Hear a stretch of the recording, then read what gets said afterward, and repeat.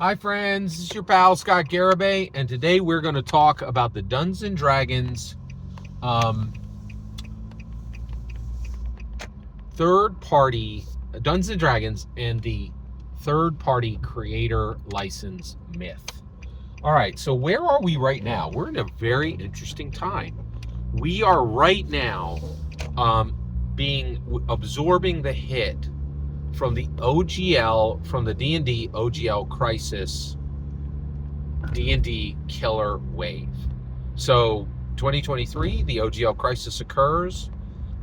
Everyone's furious at Wizards of the Coast for trying to change the OGL and end third-party creator licenses, right? So what the whole thing, erupted over, right? So everybody gets angry, and three companies are like, Cobalt Press, MCDM, and Critical Role all come out and say, okay, we're going to slay the dragon. We're going to create a D&D killer, right? Now, none of them say that directly. They all, actually, MCDM, I think they all say it indirectly. I'd love to claim that they said it directly. I think, but you'd had to read between the lines, right? Because like you come to the king, you best not miss, right? But it was very clear from the timing of these releases that all three of these, in my humble opinion, all three of these were attempts to kill D&D, to create a D&D killer. And now we're here. We have them all, right? They're all out, right? Tales of the Valiant has completely evaporated. No one is worried about Tales of the Valiant in any way, right? It evaporated into nothing. And the reason why, I think, believe it or not, the two reasons. One, pure copy energy. Absolute, just a bog standard redux of D&D, like, nothing but Pathfinder all over again, right? And an absolutely abominable name. Tales of Valiant is the worst name for any tabletop role-playing game I've ever heard. Absolutely terrible. So that's why I failed, okay? Daggerheart. Oh, man. Daggerheart is up and running. I don't think it's going to arrive as a D&D killer, but without a doubt, it is transforming the entire landscape of tabletop role-playing games, and certainly the landscape of Dungeons and Dragons competitors. Okay, MCDM Draw Steel. Nope, don't need to worry about it in any way. It's here, just like every other game now. Daggerheart at least printed a few copies and got these things out. I haven't even seen a copy of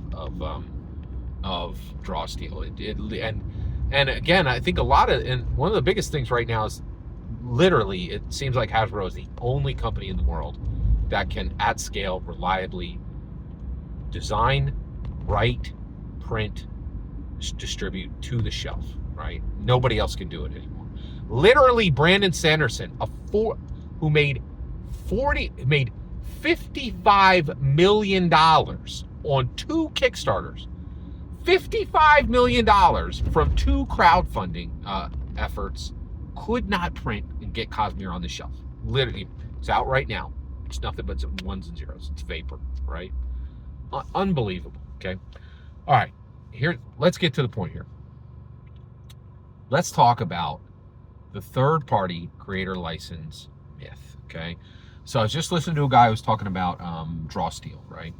And he's like, hey, you heard the same conversation, okay? You heard this conversation on Tales of the Valiant. It lasted 2 seconds. Nobody cared and nobody heard it. It was a tree falling in the forest where no one was, right? So it doesn't matter. But this conversation was had on Daggerheart. People got very upset with Critical Role because guess what? Its OGL was exactly like Dungeons and Dragons. Very non-transparent, very scary, and very corporate, right? Like, and then people were like, oh, but MCDM did it right. Right, that's a very open, transparent, third-party creator license, right? And so, and then I heard creators on both Daggerheart. I heard YouTube commentators on both, Daggerheart commentators and Draw Steel commentators both say the same thing.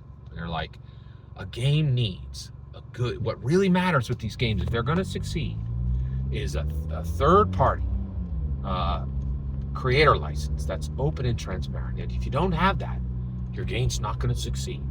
That is utter ridiculous bunk. It is a myth, right? All right, here's why. First of all, okay, I'm a D&D player, right? I have 85% of all D&D hardbacks that were printed for Dungeons and Dragons, right? There's probably, I have about 35 to 40 of them, depending on how you count, right? And I'm missing probably 5 to 10, again, depending on how you count, right? Because it got complicated over the years, right? But I have 85% of them.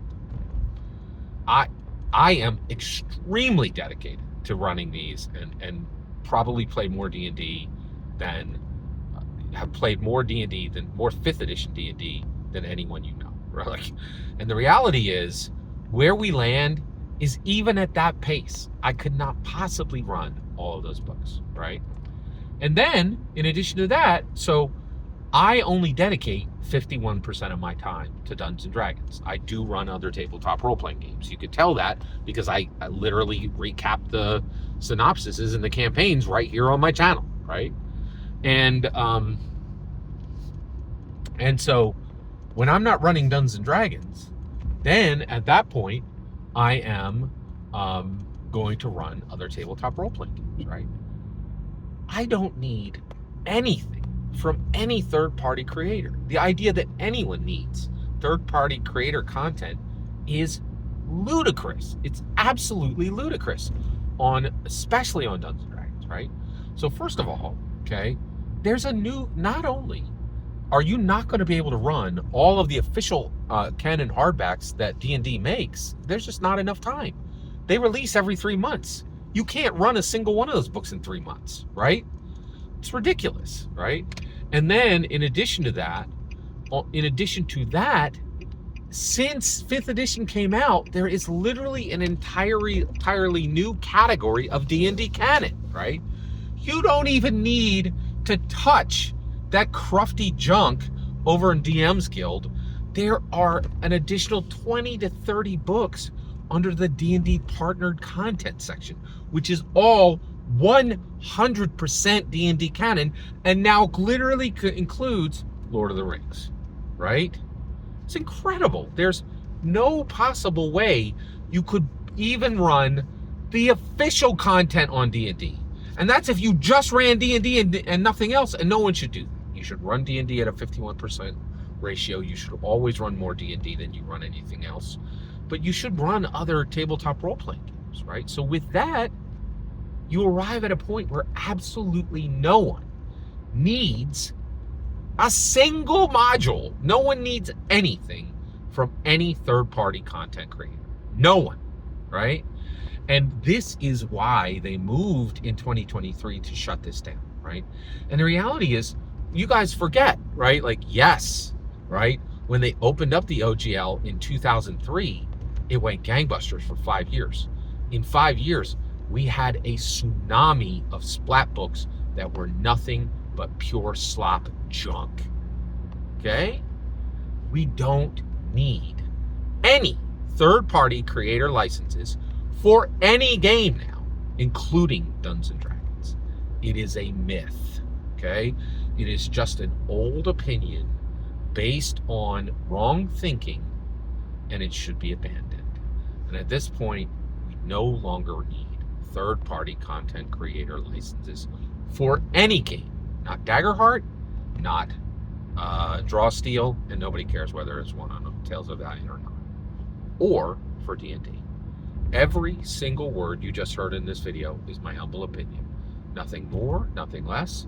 The important part is when I get to hear your humble opinion. When you get in the comments and send your traffic. Please consider liking and subscribing, and have a fetch millennium.